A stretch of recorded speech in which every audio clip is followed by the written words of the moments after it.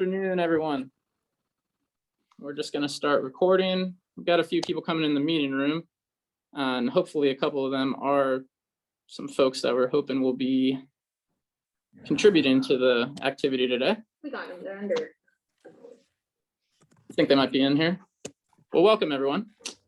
Slight technical difficulties here, but we are used to that, and hopefully we're all kind of not completely worn out on the Zoom thing, but used to little technical foibles. Welcome though, seriously. Glad to have you here for Read, Watch, Listen. This is a very special edition of it, Over the Horror, where we'll be focusing on things spooky and scary and horrific and all that kind of stuff. Kind of recognizing that Halloween is right around the corner. We thought it'd be a little fun one. And we're excited to get into the recommendations here soon.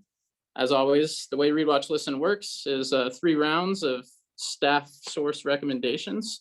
So we've got people joining us from all over the library system, talking about their favorite books, film, music, TV shows, audiobooks, all that kind of stuff.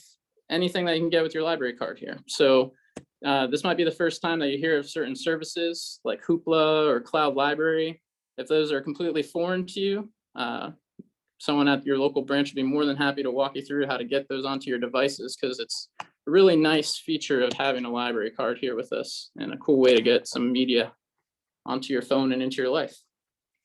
So on the call with us today, we do have JP Chua, Daniel Wagner, Joshua Holford, Jennifer Ramos, Brianna Vasquez, Aramis Troche, and Carmen Vargas. We were going to be joined by Caitlin Morrissey as well, but she won't be able to make it today. And my co-host, Michelle Corrales, will be sharing on her behalf.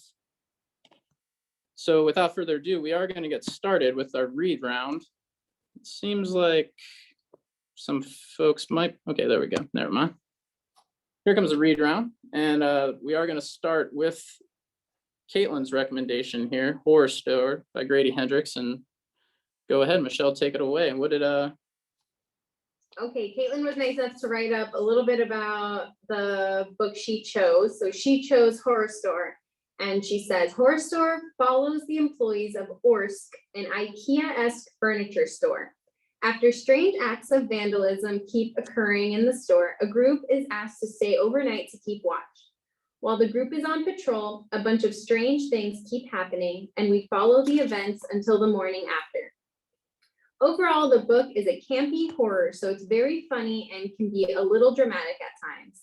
The whole time, the main character, Amy, hates her dead-end job and pokes fun at the corporate world, which makes the book very amusing.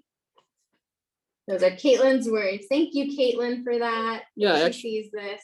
Yes, thanks, Caitlin. And I actually listened to a little bit of this book over the weekend when I was on a road trip. It is pretty funny and very as cute as a scary movie book can get, kind of. And it's very funny. I like the humor, poking fun at retail and working for retail. So definitely recommend it. Up next, we've got JP Chua from our West Boca branch here to talk about The Girl from the Well. What's up, JP? How are you today? Good, doing good. How's everybody doing today? We're doing all right. Well, tell us a little bit more about your pick here. All right, Girl from the Well. It's a young adult book. Actually, I never have intended to read this book. It's just one day I was in the young adult section and I was like, I need something horror, paranormal, something different at that time. So I was like, so I was perusing on our shelf and then I found this book. So I said, let's try this out. And it caught my attention. So it's a duology book. So it's 2 parts. This is the first part of it. So it's about this girl called Okiku from the Japanese folklore. So it's a modern tale of it. So she's a ghost and she's trying to help kids that have been murdered because she herself was murdered prior in the past. So she's trying to help their spirits and guide them through the afterlife, but that didn't really help her. So what she did was she was trying to help other people until she meets Tark, which is a normal teenager kid in the modern times. Unfortunately, he has a secret within him that he was actually attached to a demon, and the only thing that helps him to stop the demon from eating him inside is the tattoos in him. So she finds Tart and starts helping him. So the story is pretty much paranormal and a little bit of supernatural into it, and a little bit both between both worlds. So the second part of it is called The Suffering, and that pretty much concludes the story between the two of them, and they adventure together in the afterlife. Awesome. Sounds pretty creepy. It but also is. good. Well, cool. Thanks for that. On to our next pick here. We're joined by Daniel Wagner. Welcome, Hello. Daniel. How Hi are you there. today? Doing well, thank you. Daniel's pick is So- Uzumaki. Why don't you go ahead and tell us a little about this, Daniel? Yes, so Uzumaki is a high concept supernatural horror manga written and illustrated by Japanese artist Junji Ito.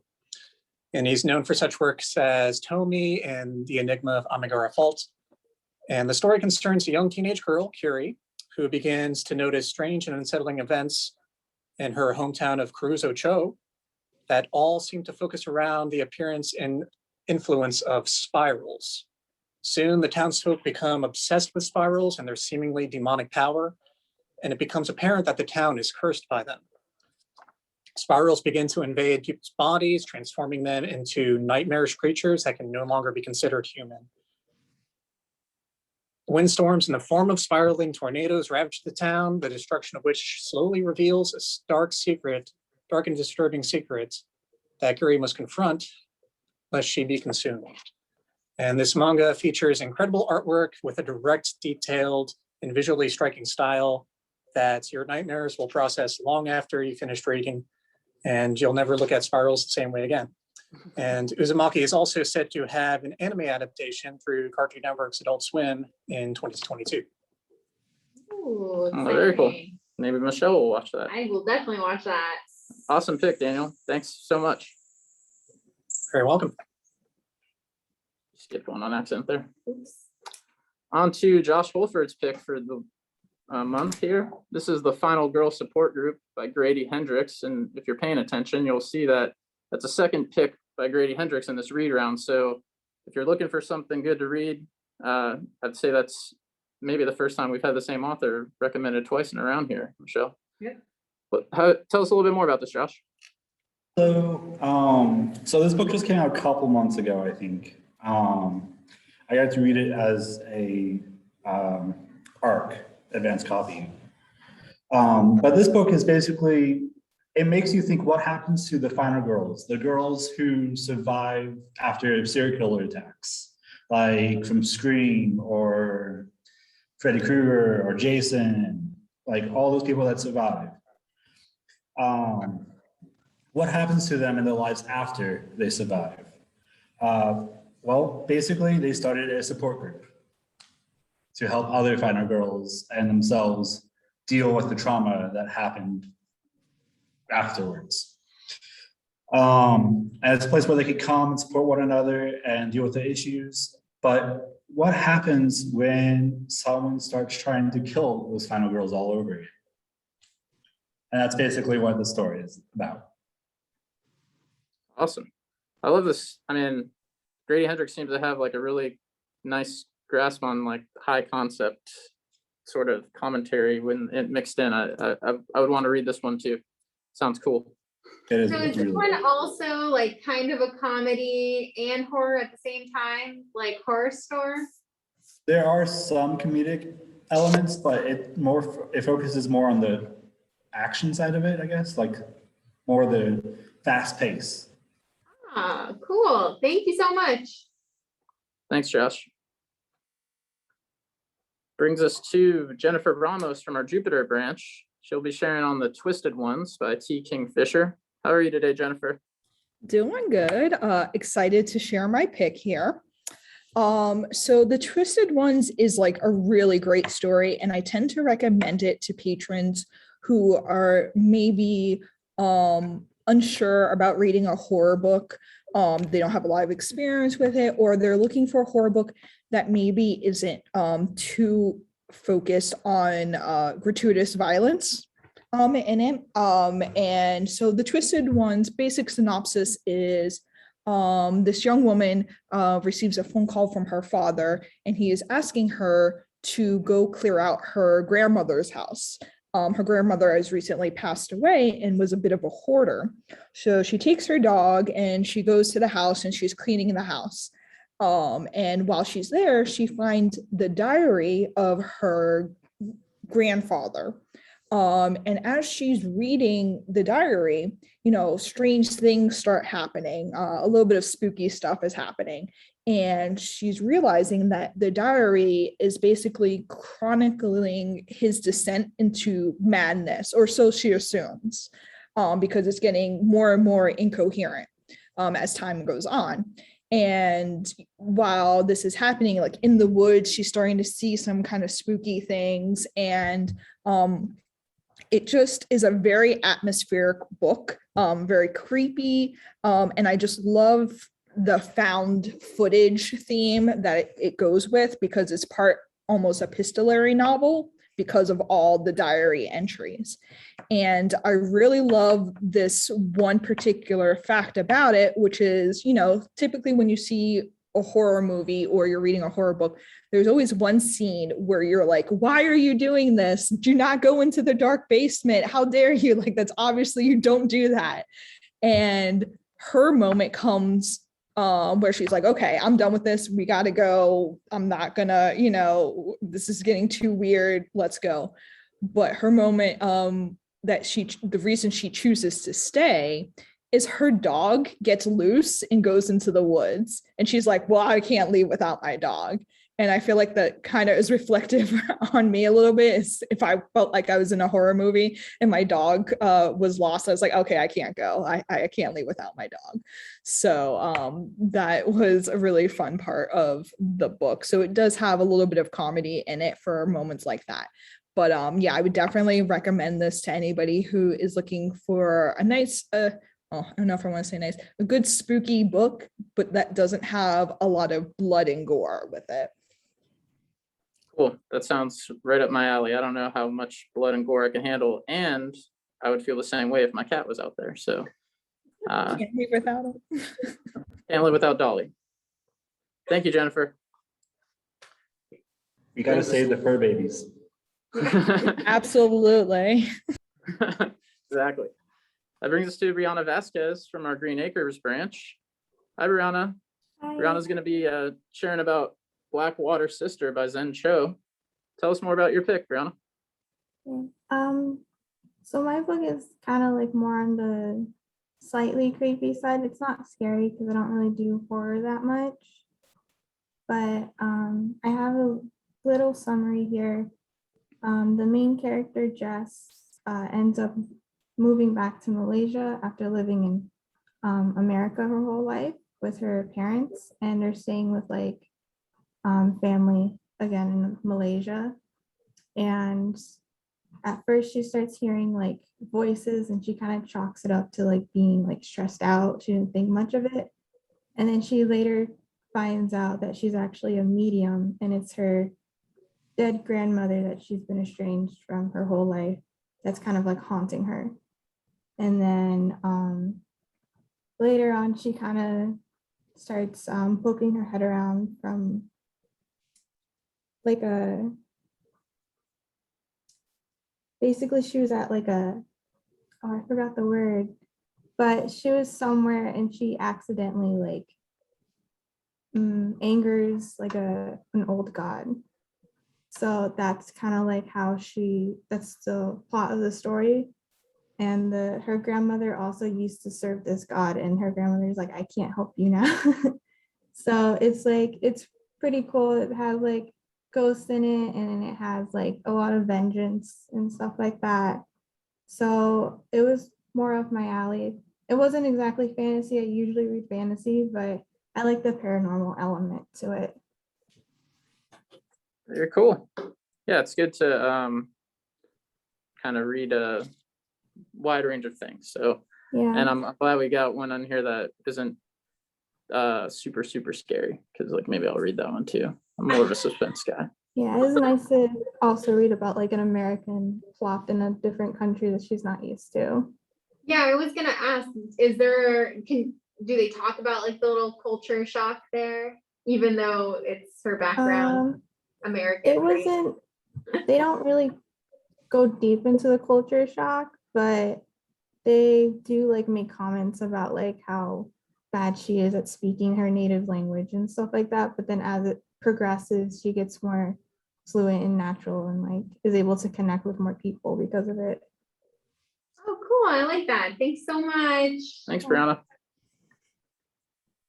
Brings us to a good friend Aramis from the Acreage branch. He's going to be sharing about House of Leaves today. What's up, Aramis? Tell us a little bit more about this. This book sounds awesome.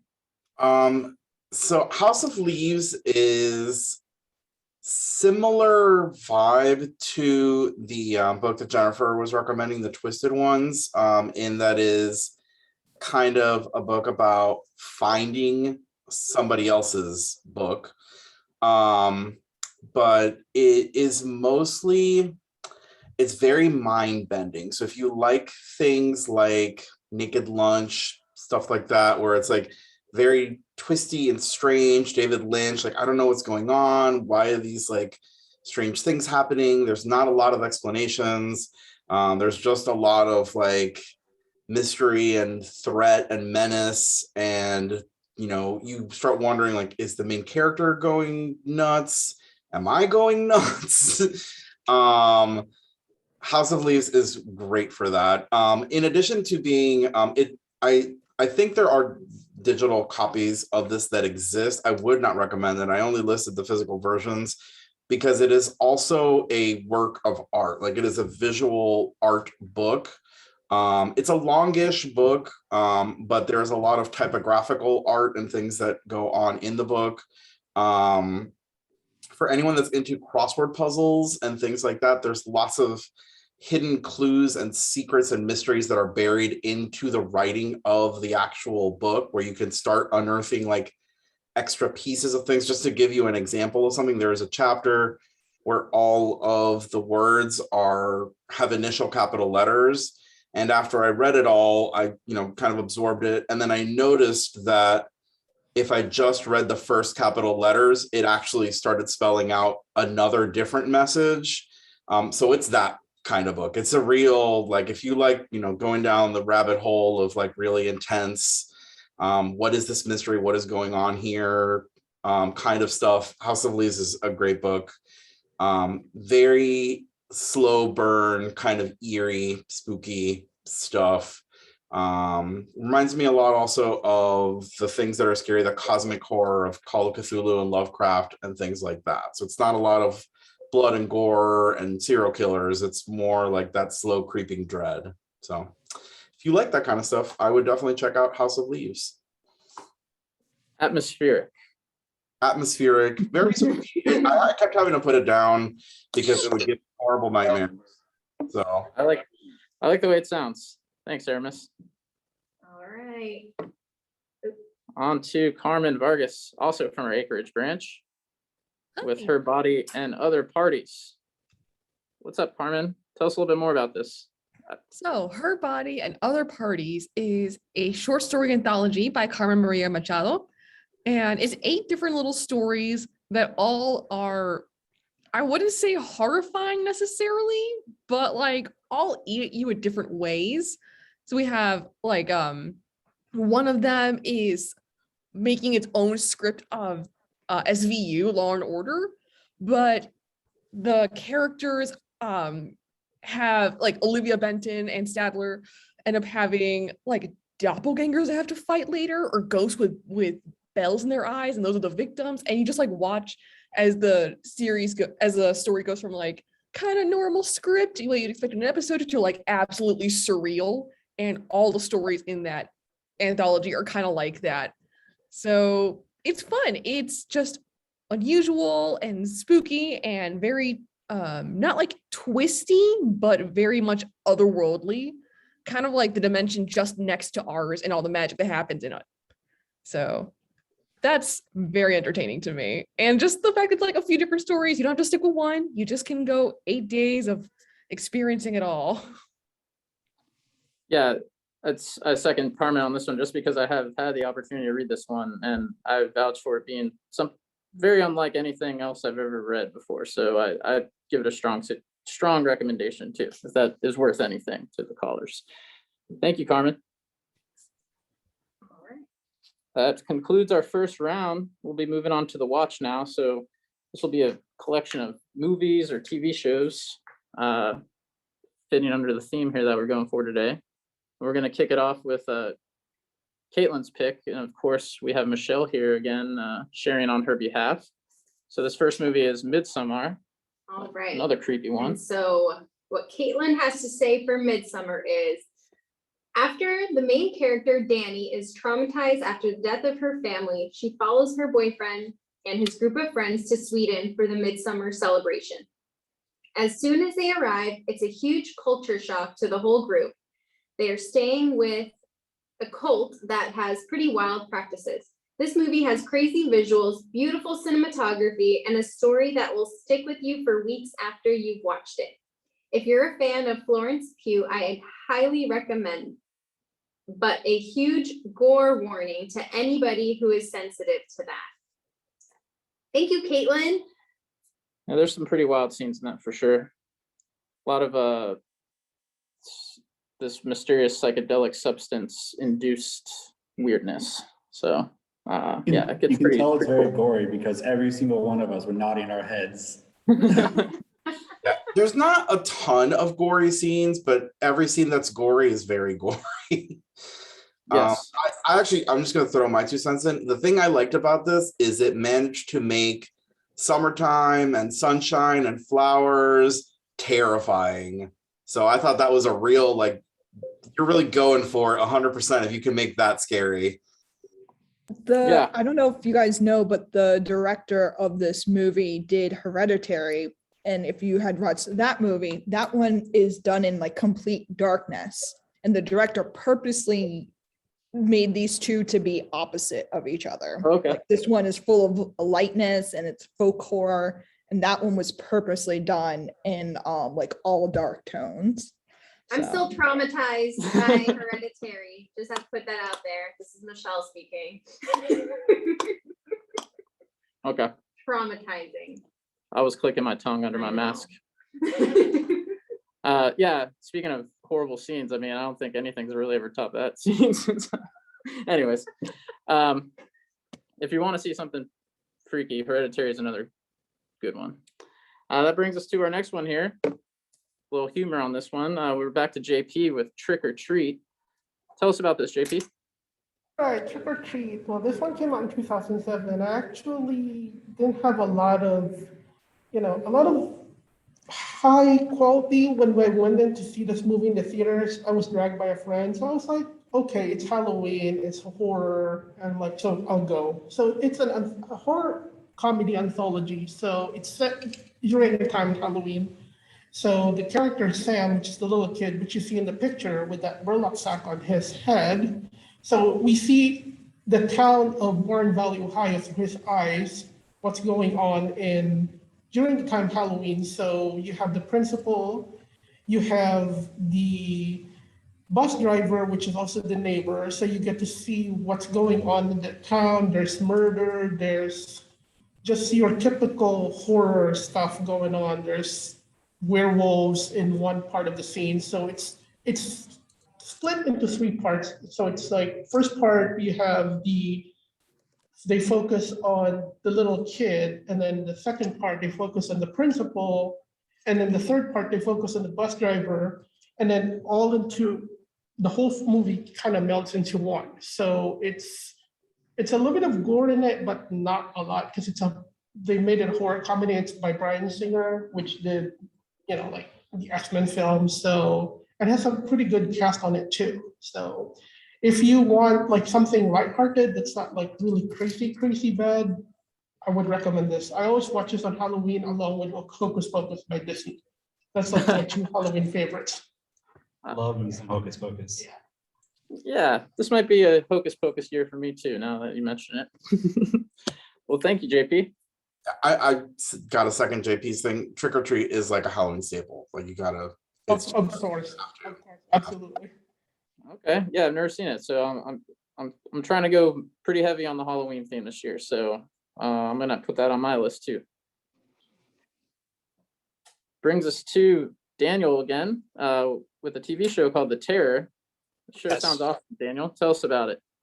Okay, so Master and Commander meets John Carpenter's The Thing in this Lovecraftian 10-episode miniseries by AMC. The Terror stars Jared Harris in a dramatic, immersive retelling of the novel by Dan Simmons. And it's based on the real-life events of Sir John Franklin's Lost Expedition.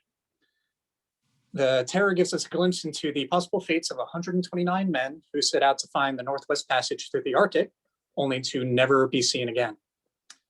When their ships become icebound for years, the crew, led by Captain Francis Crozer, played by Harris, must struggle to survive and keep their sanity as an unseen, terrifying creature stalks them from the shadows. Mutiny begins to brew when the lowly carpenter's mate, Cornelius Hickey, played by Adam Nagaitis, I'm not sure if I'm saying that right, but the lowly carpenter's mate, Cornelius Hickey, begins to undermine and outright sabotage Crozier's efforts to save the lives of his men. And it has masterful performances, incredible cinematography, and a slow burning atmospheric pace. And it's not only for fans of horror TV shows or horror movies, but it's good for fans of historical dramas and period pieces as well. Awesome. I'm gonna try to start this one myself soon. Yeah, there is a second season. Well, the first season's kind of more or less based on that one novel, but the second season's kind of completely unrelated. That has to do with like more Japanese horror. It's about Japanese citizens in internment camps during World War II. I haven't seen that one yet, but it's probably worth checking out as well. Cool. Do you happen to know if we have that one in the library catalog yet, or if it's Not been- yet. I've been actually putting requests in it for a while, but I'm not sure if they've even put it out on DVD yet because it's AMC. They may just be streaming it. Yeah, that's true. We'll try to. I'm sure we got good people down there getting our DVDs for us, so I'm sure as soon as it's available, we'll get a copy. Thanks, Daniel. Up next, we're back to Josh Holford here with Bright Burn. Tell us about this, Josh. This one sounds awesome. Okay, so we all know the story of Superman, or at least most of us have an inkling of who Superman is. This is basically turning it on its head. It's the story of what happens when a child from another world crash lands on Earth. But unlike Superman, this child becomes consumed by his dark thoughts. He acts on his dark impulses and all those things that you think about doing, but you don't actually do. And then sometimes it just gets really, really dark. And basically this little kid goes into all of his evil desires. And basically this is what would happen if Superman was evil. And goes on a killing spree and supernatural horror issues arise. Sounds cool. Dark, nice twist on some stuff. I definitely like the tagline. I'm not here to save people. Very cool. I love it. I watched this too. It was really good. Like I like anything like anti-superhero stuff. Very cool. Yeah. Great. pick. I really want to say more, but I don't want to spoil Yeah, anything. yeah. Yeah, I'm very anti-heroic myself. That's why Michelle and I get along so well. My favorite DC person is Harley Quinn, so she's a bit chaotic. There you go. Okay. Thanks, Josh. Thanks, Josh. Next up. On to Jennifer Ramos's film pick here, Antebellum, starring Janelle Monáe. Tell us about this. So this movie is very interesting. I keep going back and forth on it, whether I love it or hate it. So I feel like I need more people to watch it so I can talk about it with them.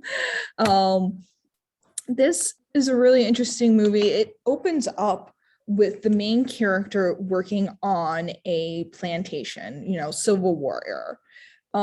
And typical things are happening at that time. And then suddenly the movie cuts to modern time and it's the same character. So basically this movie is leaving you in suspense through about like 80% of it about whether this is real, is this all in her head, which timeline basically is the real one. And basically what is happening.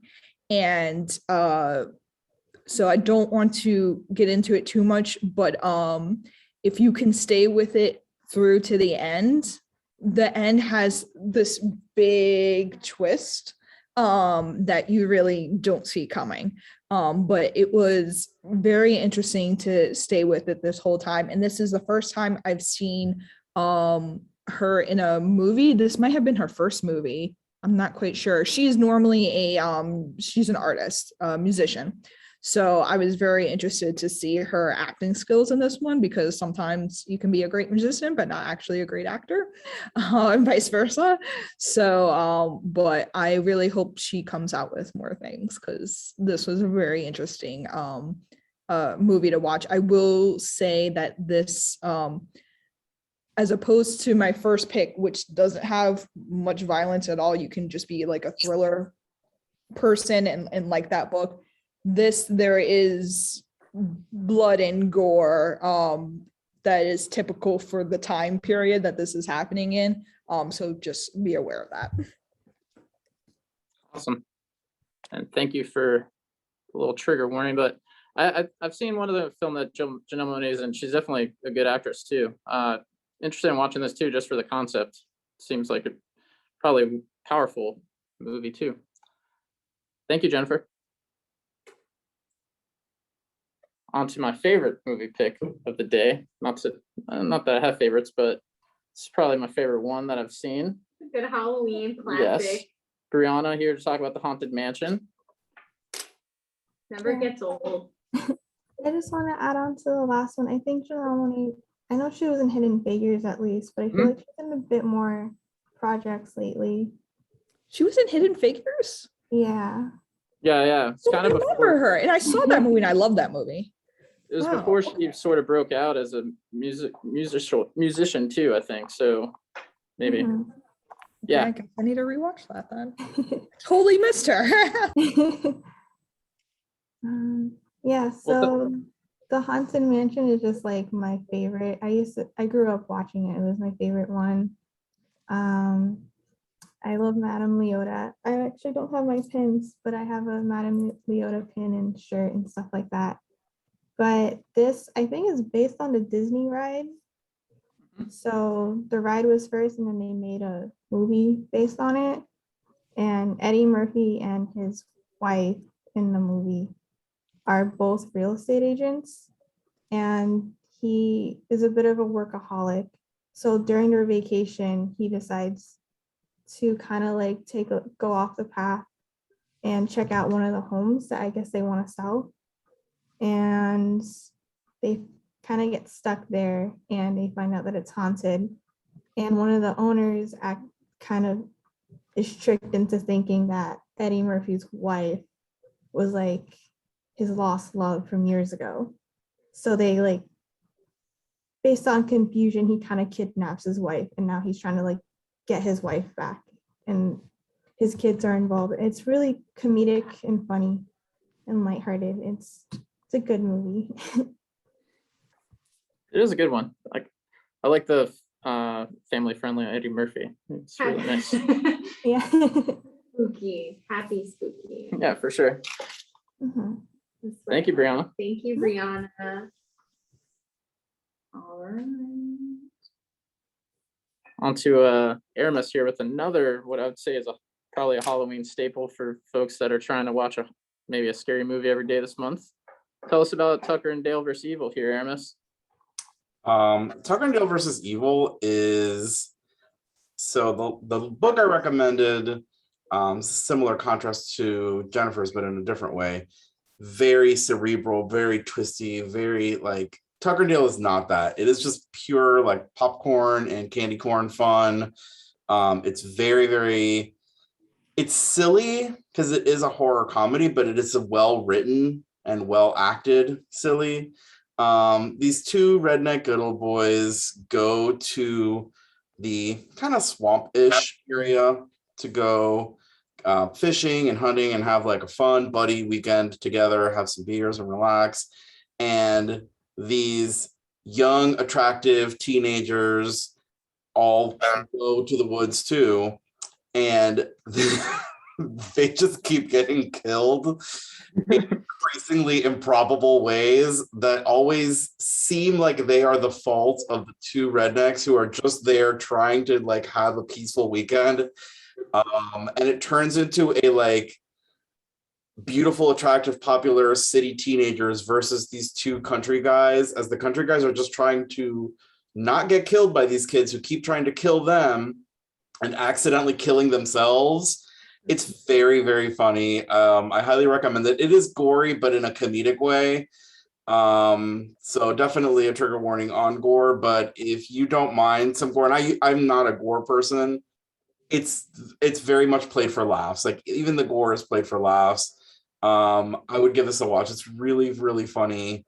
I always laugh out loud when watching this movie. So this is another Halloween staple for me. It's good for that friend who doesn't like horror movies, but you feel like I kind of watch a horror movie sort of, because it's got all the horror movie elements without actually being scary at all.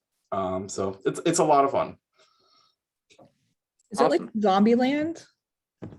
Yes, that is a good comparison where it's like all the horror things are there, but it isn't actually a scary movie. So yes, it's a very similar vibe. But I think less well known than Zombieland. So if you haven't watched it, and it has Alan Tudyk, who is always delightful, so give it a watch. Very cool. Thanks, Aramis. Brings us to Carmen's pick for this round. A Girl Walks Home Alone at Night. Tell us about this, Carmen. I really enjoyed this film. I hope some other people watch it too. Yeah, I had a fun time going through this one. I've been wanting to watch it for a long time. It is about, okay, this is the first Iranian vampire Western. The director was inspired not just by vampire movies, but by like spaghetti Westerns. So you blend all of that into a black and white film that takes place in, it should be Iran, but it's in Los Angeles filmed, but it's all in Persian. And you follow this main guy whose dad is super indebted to a drug dealer, and it's just a mess. He's trying to figure out how to get through his life without being like crushed by said debt. And he runs into this girl who's always in her black covering, just alone at night. And we see her perspective now and again walking through bad city, and it subverts the idea of like a girl walking home alone is in danger by showing she is very much not in danger. She is the danger of the city.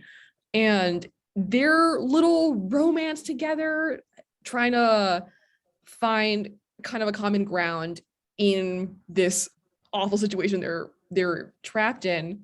It's just a kind of fun narrative to follow her and him side by side. So it's not like super spooky. It's more just the lovely aesthetic of kind of like goth black and white. Mm-hmm. And it's a skateboarding vampire anti-hero. So what else could you ask for? Yes, I definitely second this recommendation because it's one of the few things I've seen on this list. But it's a real experience. It's a awesome movie. I would just say that. Even if what's up? Yeah, the music's awesome. Thank you, Carmen. Speaking of music, moving on to our listen round. Michelle, on behalf of Caitlin, tell us about the Edward Scissorhands soundtrack. Okay, so Caitlin Morrissey says about Edward Scissorhands soundtrack.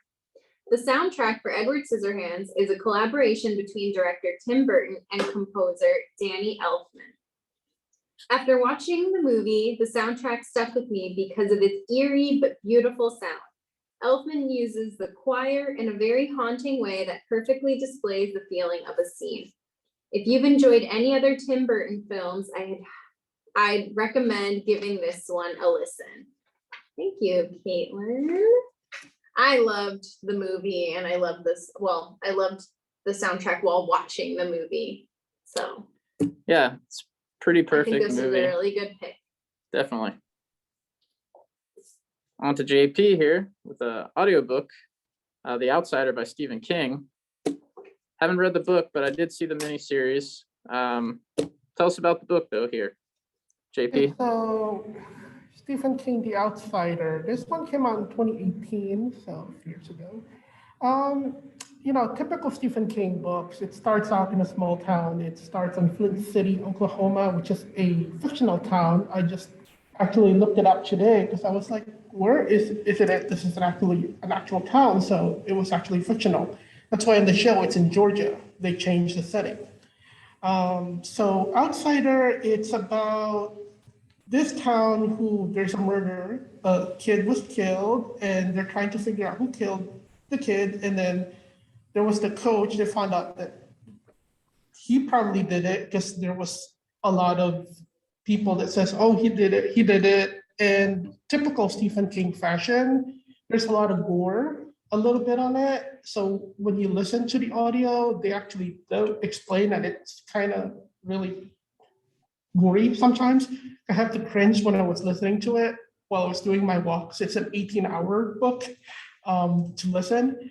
And so finding out later through the middle of the book, they found out that there's actually the outsider. There's this guy who is a doppelganger. So what he does is he's not a human. So he's like a folklore, and he sucks people's bloods and then take their form.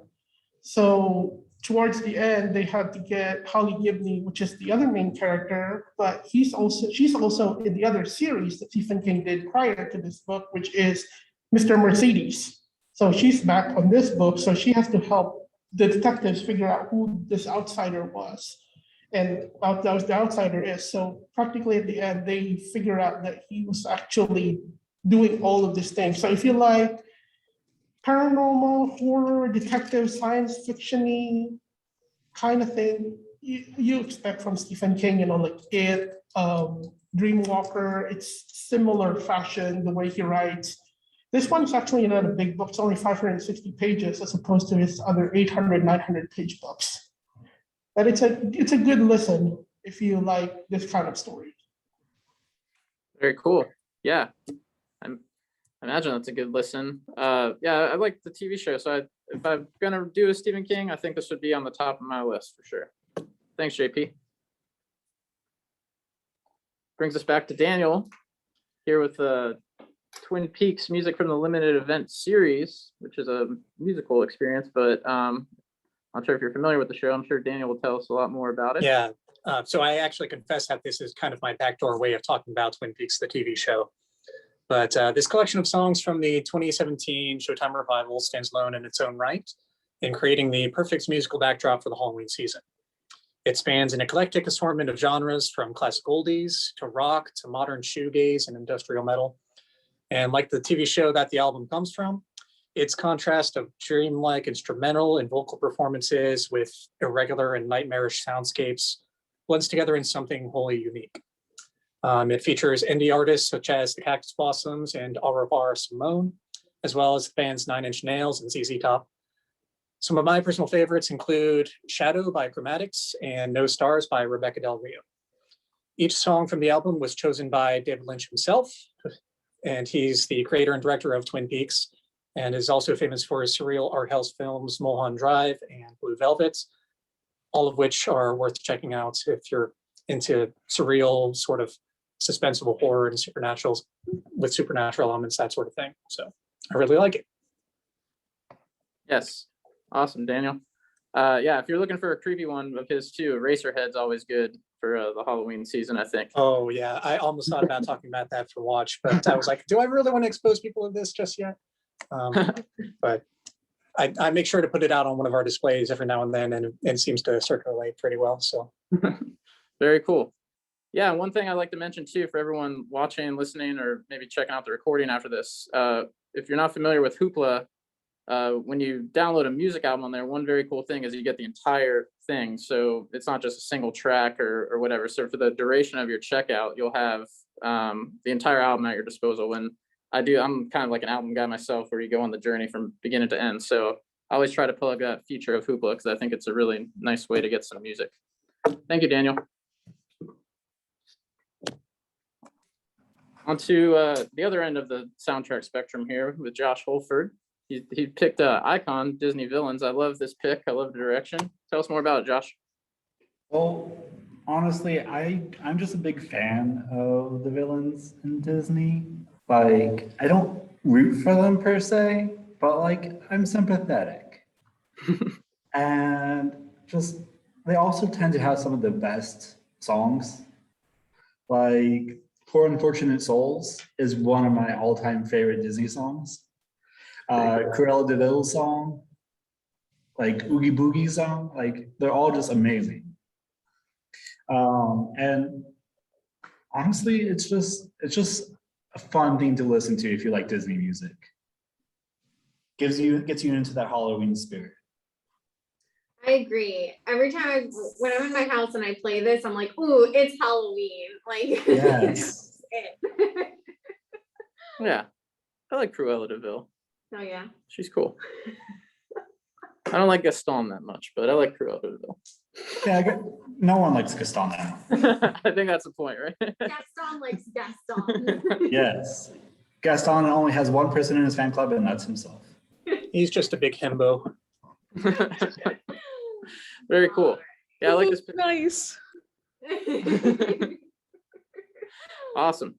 Anyone else want to share their opinion on their favorite Disney villain before we move on? I'd like to hear it.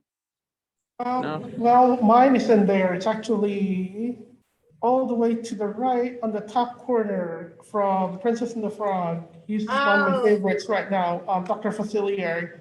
His song, My Friend on the Other Side, that just gets me in the mood every time. And of course, Scar from Lion King, Be Prepared. Yeah. That song is just fantastic. Awesome. I I, agree. I did want to point out that it's missing a song that I think is very important for the Disney villain song lineup, and that's the song from Hunchback of Notre Dame, Hellfire. Oh, yes, by Oh, Todd Frodo, Yeah. yes. I think that one's like one of the most bold things that Disney ever did, but unfortunately it doesn't appear to be on this album for whatever reason. I guess because it's a little bit too intense, but They probably didn't want to traumatize the children too much. Yeah. Also, shout out to Mother Gothel for just being a straight up abusive mom and kidnapper. Like, not a mom, kidnapper, abusive, terrible. I like that they have Yzma's song, even though it wasn't like in the movie at the end, but it's such a good song. For sure. That's a really good one. All Oh, right. cool. All right. Great pick. Thanks, Josh.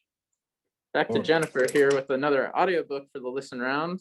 We've got Tender as a Flesh by Agustina Bastierica.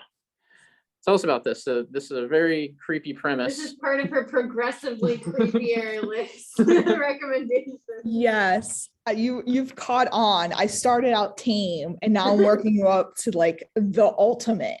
Okay, so trigger warning for everything with this book.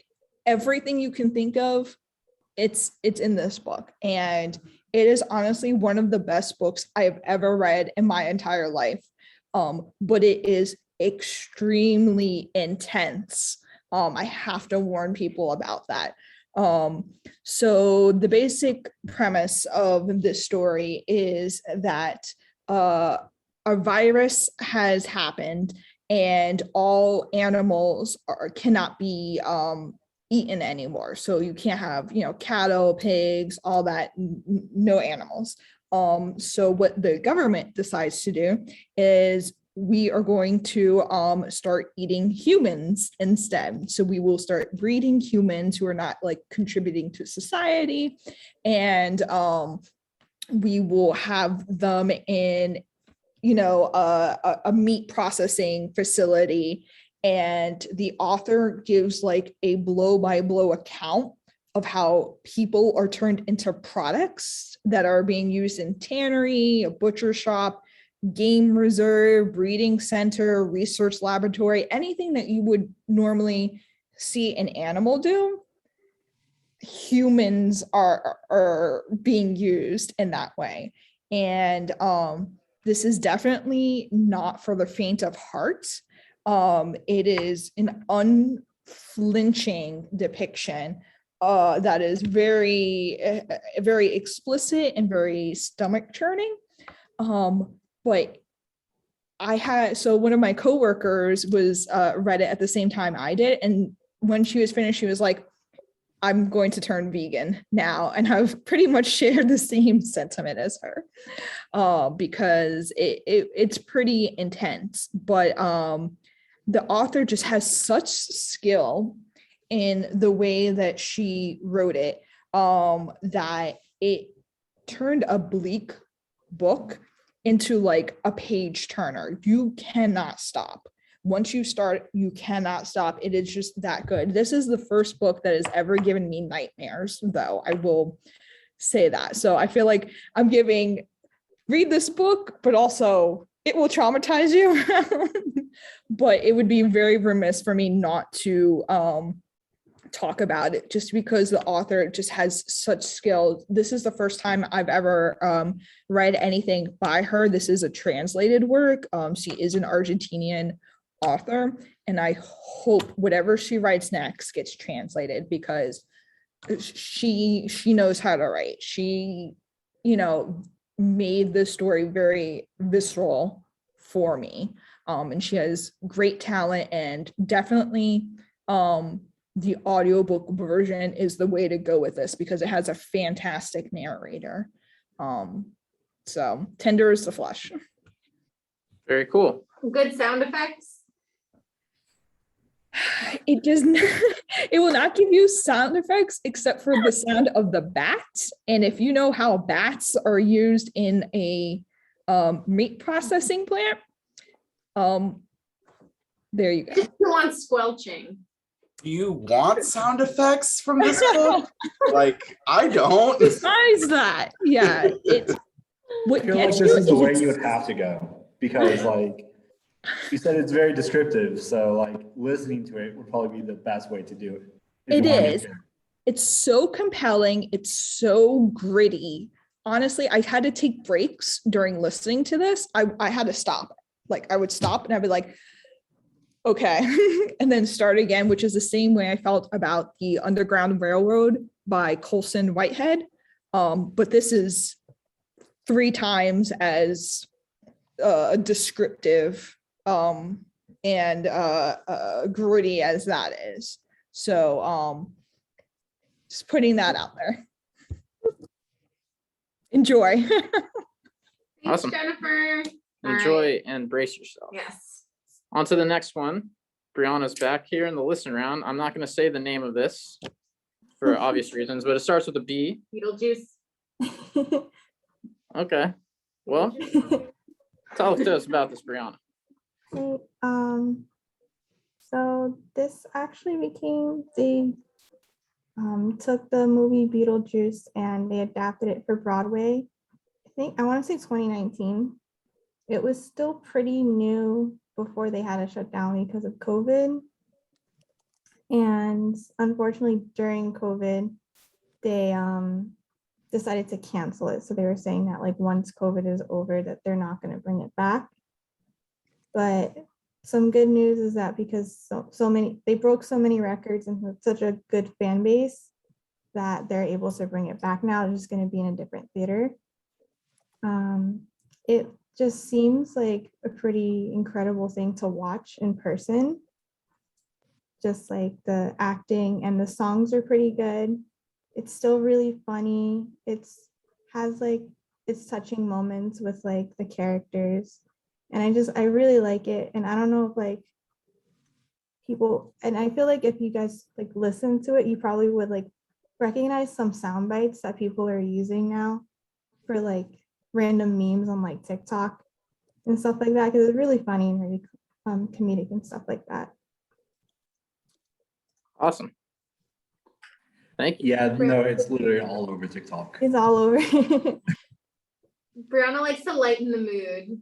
Yeah. I was actually From- Beetlejuice last year. That's why I have my shirt on. Love it. I feel like we've said Beetlejuice way too many times today. From people for Beetlejuice. Well, it's not all at once, so it's fine. Oh, I was supposed to dress up as Beetlejuice today. I forgot. Sorry, Ernest. You guys Better than not saying being so Candyman. Yes, better than Candyman. Thank you, Brianna. On to Aramis's pick here to close us out for the day. No? Oh, sorry, we have two more. Yeah, I say I don't think that's true. This is No Score 2 by Joe Hill. You got over Beetlejuiced. Yeah. Yes. I wanted to hide. So it's NOS482. It's pronounced Nosferatu, like Nosferatu. It's really good. So if you like Stephen King, Joe Hill is his son. And this has a lot of the very similar kind of Stephen King vibes. I think it is a much better version of the kind of story that it is trying to tell, of like the horror of childhood and looking back on it as an adult and then doing something about it to try to stop that horror from becoming a generational horror. It has a really, really good villain in it. And it manages to make Christmas really, really messed up and spooky. So it's kind of like a reverse Nightmare Before Christmas, which that made like Christmas and Halloween into like a fun thing together. This just makes Christmas really dark and terrifying because it's essentially a serial killer, without getting into spoiler territories, that uses the allure of Christmas to lure children into his car where he snatches them away. And it's it's supernatural stuff. So he's not just a serial killer, but he's preys on children for a reason. And the car itself is also kind of a character in the story. But the main character is delightful. I just love her to pieces, both as a kid and as an adult. And every part of this story, because the book is really great, is elevated by Kate Mulgrew's narration, which is why I picked this as an audiobook. She does a lot of the narrating for his books because he loves her as a narrator. And I also do too. She just does a fantastic job with the voices. The characters are all distinct, but also well acted, so that it's not just different voices. It's also like emoting appropriately. And the villain voice for the antagonist in this story that she does is bone chilling. It's so good. It's a longish story. They also made it into a TV series, which is really, really good. So if you like the story, watch the TV series. Good. Also, it's great. They also made a comics adaptation, which I didn't think to see whether we owned or not. It's actually like a prequel-ish that is really good also. So if we don't have that in the library, I will try to see if we can get copies to the branches, because I'm in charge of ordering some of the graphic novels, so I can make that happen. But yeah, Nosferatu by Joe Hill. If you haven't read any Joe Hill, like I said, if you like Stephen King, it's very similar. I think it's a little bit more like dark fantasy and a little bit less horror. There's still a heavy horror element, but it's a little bit more, I don't know how to say it, just I think it's a little bit more coherent. There, lots of people are familiar. Stephen King had a lot of drug abuse problems and drinking problems, and a lot of his, more famous works were written, and some of them he doesn't even remember writing at all. So this is a little bit more cogent and coherent than that, because Joe Hill luckily does not have those kind of issues. So yeah, check them out. He's got a great horror anthology called 21st Century Ghosts. He a good horror author if you haven't added him to your collection already. Very cool. And I've received word that we do have the series on DVD. If anyone's interested in checking that out, And also, you can get it from Cloud Library as well. I've heard from the same source, a very solid source that I trust. So if you have a preference for the platform of Hoopla versus Cloud Library, it will be on Cloud Library as well. Thanks, Aramis. All right. And now to close us out, we have Carmen back to talk about The Troop by Nick Cutter. Tell us about this one, Carmen. So I read The Troop in the summer where my partner was away for Boy Scouts and I was missing him deeply. So as a result, I read about Boy Scouts getting murdered.